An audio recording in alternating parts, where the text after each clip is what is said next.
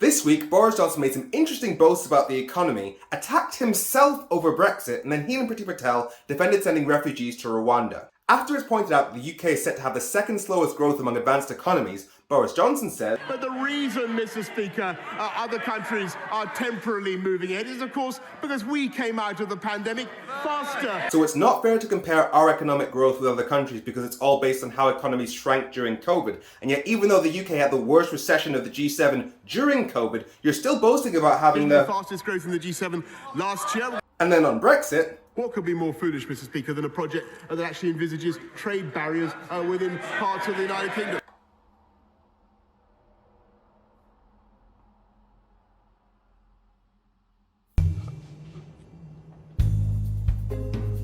You spent 3 years insisting that you had the best Brexit, then you negotiated a Brexit that put trade barriers between Northern Ireland and Great Britain, and now you're saying there's nothing more foolish than putting trade barriers between parts of the UK.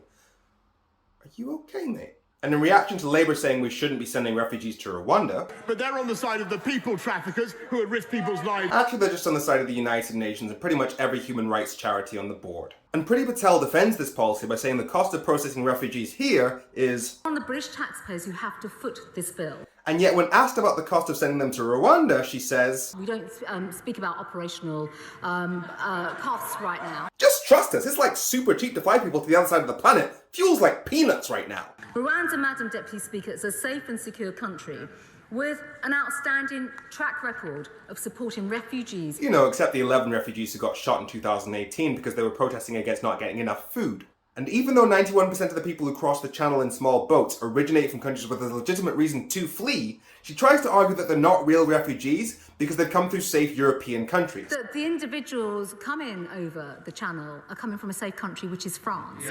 And yet for the Ukrainian refugees who travelled all the way across Europe and ended up in Calais in their thousands, here's what she did. So I'm surging staff across all application centres across the entire European Union, as well as in the border countries such as Poland. Yeah, that seems fair.